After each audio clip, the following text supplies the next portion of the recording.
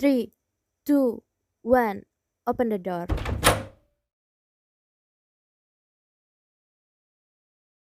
Halo semua, selamat siang. Hari ini saya Zafira Aulia Putri dan rekan-rekan saya akan sedikit berbincang nih tentang kebijakan meningkatkan pangsa pasar baik di pasar domestik dan internasional. Dengan dua narasumber kita yang sudah hadir, yaitu Kak Syalwa Rizka Arum dan Kak Karunia Sari. Mereka berdua adalah mahasiswa dari program studi agribisnis Universitas Sriwijaya.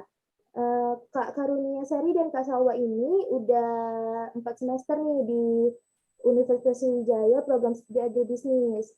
Sebelum kita masuk ke topik utamanya nih, ada baiknya kita lebih kenal nggak sih ke mereka berdua? Boleh deh buat Kak Salwa sama Kak Karunia Sari diperkenalkan dirinya. Mulai dari Kak Salwa deh, dipersilakan Kak. Oke, boleh, boleh, boleh.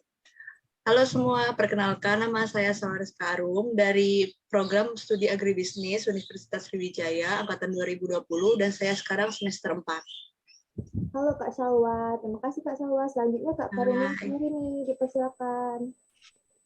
Halo semua, perkenalkan nama saya Karunia Sari dari program studi agribisnis. Saya mahasiswa semester 4.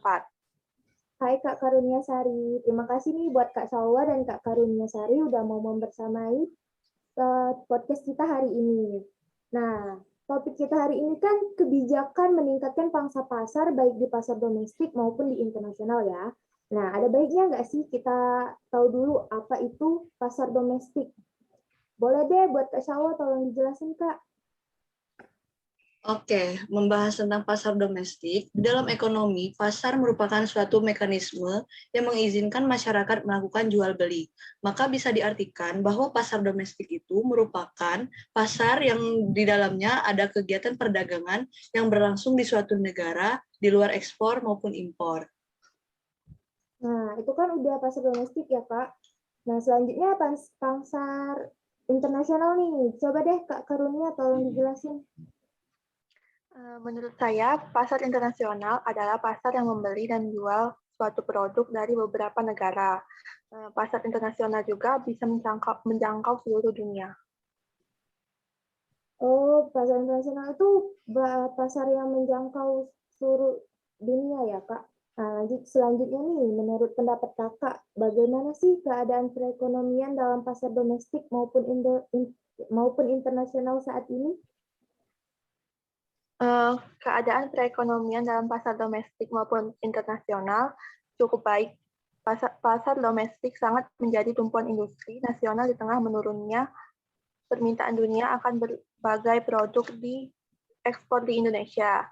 Situasi perekonomian dalam negeri ini masih relatif baik dibandingkan dengan kondisi ekonomi di negara lainnya, yang menjadi tumpuan harapan bagi para pelaku industri di tanah air, yang sebagai salah satu krisis global dan diyakini juga sebagai potensi pasar domestik, dan solusinya untuk mengatasi merosotnya kinerja ekspor sementara waktu ini.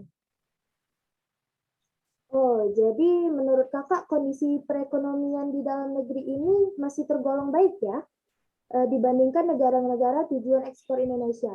Nah, selanjutnya pertanyaan untuk Kak Salwa nih. Menurut Kakak, bagaimana sih cara perdagangan domestik atau dalam negeri masih tetap bisa berkembang di masa sekarang ini? Yang kita tahu ya, Kak, masa sekarang inilah masa-masa pandemi. Silakan Kak Salwa. Ya, terima kasih Kak Zafira. Membahas tentang perdagangan domestik atau dalam negeri masih tetap berkembang sampai sekarang ya, karena diyakini perdagangan domestik akan selalu menjadi suatu penopang utama untuk pemulihan ekonomi nasional. Sebaliknya, perdagangan luar negeri diperkirakan tetap membutuhkan waktu yang lebih lama untuk kembali meningkat. Perdagangan luar negeri akan sangat tergantung pada pemulihan negara mitra karena ada resesi, dan kita tidak bisa mengontrol bagaimana impor tersebut. Yang bisa kita lakukan adalah menjamin produk kita tetap menarik untuk ekspor dengan kos dan kualitas yang terjaga. Begitu, Kak? Oh, begitu ya, Kak. Oke. Pasar domestik harus terus digali dan diharapkan mampu memperkuat perekonomian negara. Bagaimana cara agar keinginan untuk memperkuat perekonomian tersebut tercapai nih, Kak? Agar tercapai apa yang kita inginkan, kita juga perlu mendorong produk-produk berorientasi ekspor yang berdaya saing tinggi. Meski pasar domestik itu sangat menggiurkan, kita tidak boleh menyepelekan peran ekspor terhadap perekonomian nasional. Selain kreatif di dalam negeri, pengusaha nasional harus cerdas untuk menemukan peluang bisnis juga di luar negeri. Mengingat besarnya potensi pasar domestik kita nih Kak, kira-kira apa sih tantangan yang sering kali dihadapi oleh pemerintah saat ini? Boleh deh dijawab oleh Kak Karunia. Dipersilakan Kak Karunia. Tantangannya berupa banjir produk, impor salah satunya, yang tak dapat dipungkiri bahwa produk impor itu masuk dari luar. Di antara produk yang masuk tersebut, ada yang masuknya sesuai prosedur, dan ada juga yang ilegal. Dengan harapan, pemerintah akan menjaga pasar domestik dari segala tindakan yang ilegal. Dan akhirnya, pasar domestik akan diisi pelaku usaha dalam negeri. Mereka dituntut untuk memanfaatkan besarnya potensi saat ini, tidak hanya di sektor perdagangan, namun juga merambah ke industri untuk mengisi pasar domestik di Indonesia. Gitu, Kak. Oke. Nah, kalau kebijakan pasar internasional sendiri, apa aja sih Kak yang Kakak tahu?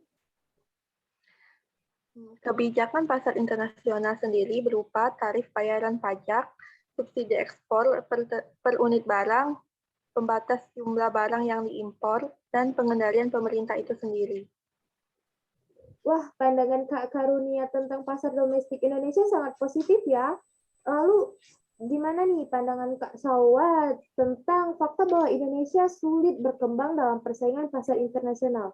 Coba deh Kak Salwa dijelasin. Ya, membahas tentang Indonesia sulit berkembang dalam persaingan internasional itu banyak sekali sebenarnya faktor yang menyebabkannya.